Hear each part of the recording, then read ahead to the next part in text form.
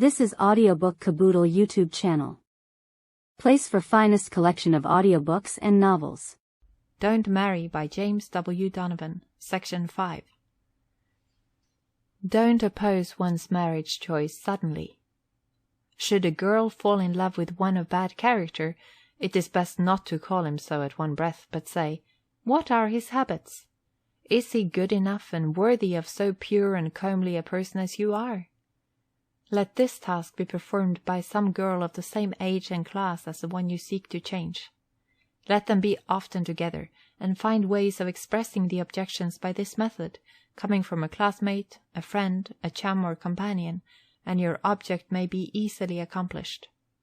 A proposed absence, without showing why, a long journey with genial company, may have the desired effect. At least use one caution. See that the girl knows the real habits and character of the man you are opposing to her marrying. It will do more than all the urging, scolding, coaxing, or threatening. Don't marry for spite. Why should you? If the one whom you loved most has deceived you and taken another, it will be folly to try to punish him by hanging yourself or committing a double suicide in a loveless marriage. You will learn this lesson all too dearly when it's over. Life is too short for those who love it and are well mated, but many a miserable marriage has made one or the other wish for death 1,000,000 times to be rid of its burden. You are the one most interested. You will find out, after the knot is tied, that there are many conditions in life better and easier to endure than a silly marriage to spite someone. You will spite them better by showing what a noble choice they had missed when they took another in your place.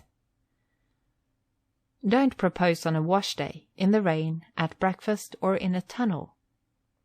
There is no room for fainting in the former, and a narrow chance for time in the latter. Many ladies have singular notions on how proposals should be accepted, and to such any rudeness is extremely shocking. A very modest fellow, in deep anxiety, took up his fair lady cat and said, "Pussy, may I marry your mistress?" When the young lady replied, "Say yes, Pussy, when he gets brave enough to ask her." More than likely this brought the young fellow to his senses. It certainly brought matters to a crisis. Most young people talk to each other as though a tall stone wall stood between them, and they must find a door in it. Strange enough, the difference in views vanishes at the merest mention of each other's sentiments. Don't mitten a mechanic simply on account of his business. If he is worthy, never mind his business. He can grow out of it, and will grow out of it. Collier was a blacksmith, Wilson a shoemaker, Andrew Johnson a tailor, Peter Cooper a glue-maker, Grant a tanner, and Lincoln the humblest of farmers.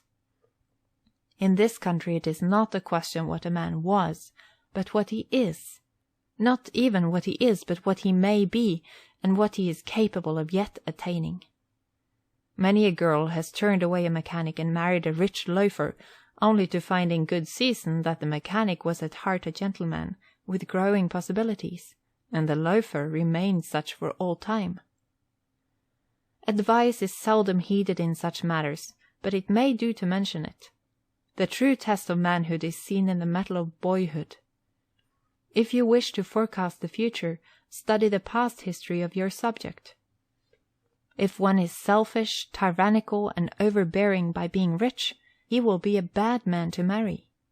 If, on the other hand, he is pleasant, kind, genial, and forbearing, loves his kind, is attentive to his mother and sisters, and has made friends and characters in early life, he is not very likely to change his notions later. There is often more manhood in a poor one-armed man than a rich athlete. Don't marry a man too poor. It is the height of folly to mate and attempt to raise 7 children on what will bring up 3 indifferently. Have a little discretion. Think that eating, dressing, etc. costs something, and no one can live happily without some of these common comforts.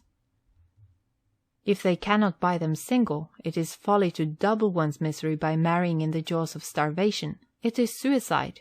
It is worse. It is double suicide, and may lead to pauperism and crime and disgrace. Don't marry where the woman is older than the man. Men are restless creatures and exacting. They expect grace, beauty, and refinement. They prefer youth to age generally. At least it is the fashion to marry a wife some years younger than the husband. Women mature earlier. They have less expectancy of long life, and on an average live 7 to 10 years less, and show age at 50 more than a man does at 65. Of the two, a woman should look smaller and younger and better than a man. This accords with the belief of all refined people. Don't marry a crank. This class of men will be wordy and persuasive. They tell all sorts of stories of life, how the world is mismade, how they could improve upon this thing or that, how marriages should be made between blondes and brunettes, how, with their philosophy, society would reach perfection. Such men are invariably tyrannical. They are exacting to the last degree. They have neither hope, faith, or charity, but run in one groove. They distrust the powers that be, and generally mount some hobby, and forever prattle about the rights of free love or the wrongs of government. Avoid them as you would a tramp. Don't marry fine feathers. Chesterfield was well up on manners, and gave his son this rule, among his 21 maxims to marry by: Let not the rustling of silk entrap you into matrimony. Fine clothing has a certain fascination to many. Some choose a wife by the becoming effect of a tasty garment. Some select a fine dancer, others rely upon a small hand or a petite form. These points may all be well noted, but they are but parts of a greater whole that should govern a wise selection. Don't marry a masher, man or woman. A regular professional flirt will never settle down to love one woman or one man. Habits once formed will cling to them in after life. They are like runaway teams, liable to take fright and go when least expected. Civil attention, by a lady or gentleman, to the other sex is natural and courteous, but the thought that every fair lady is common prey is repulsive. The traveller who avoids all vacant car seats but the nearest to a handsome young woman, and forces his conversation against her will, has an eye to his business of one more conquest. But the too often insulted woman who complains of over-attention from gentlemen is generally one who walks much unattended and shows some willingness to be not wholly unnoticed. Don't marry without love. It will be plain enough after a while. You will not mind it at first, perhaps, but the time will come when, by a song, or a face, or a voice, or a form, you will awake as from a dream, to find you have chosen carelessly. It will be too late then. A loveless marriage may stand throughout a honeymoon. It may last in youth, but not when storms and trials come in after years. It lacks that something which words do not well express: continuity, heart-bound devotion, and endurance. No matter how plain each or either may be, if they love each other they will overlook little things, and live patiently and happily to the end. But once, at least, must come this joy and glory of wedlock, that seems to be the wise design of nature, a love for one another. It endures through age and trouble, and is a more lasting tie than all others together. Don't marry an idle spendthrift. One whose money comes without effort at first, and goes as rapidly, will one day come to want as certainly as waters reach their level. Nature has fashioned us all for work of mind or work of body, mental or physical labor, and with it comes strength of muscle and of will. Listless life of idleness without motive, without aim, is open to every form of temptation. It is not a crime to be rich or to be poor. It is a crime to be listless in a busy world. He would be disgraced who, standing on a wharf, saw a drowning crew without offering relief.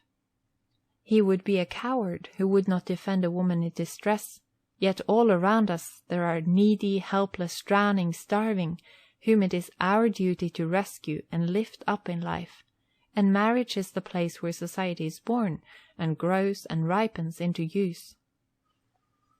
Don't marry a stingy man. Of all narrow, mean men, he is worst who has money and has no will to do good with it.